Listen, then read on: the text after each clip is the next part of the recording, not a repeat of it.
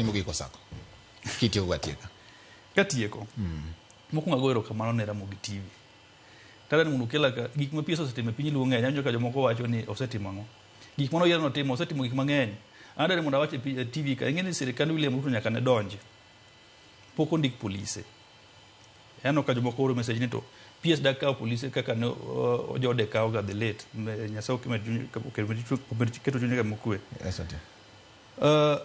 wane constitution manyien gik moko nitie gi chike kaka nolosi to gima nakwayo ni oganda luo nyasaye nyokonyowa moyudo gimiluongo ni broad based government. Broad based nyiso ni en sirikal moyawore matut makata in bati ang'e ni sani koro in e broad based wan kodi wan e broad based to akwayo ni piny luo o benefit kabisa. For the first time in history wan gi minister mar finance. Okay. For the first time in makoro wan gi wandai. For the first time in history wan gi attorney general ng'at mang'ado chike en ma wuon chike te o advise president weche mag chike kaka itiri to piny. Wan gi PS mar interior for the second time after Yugi Ogango. Ingini positions gi jiwo kiage.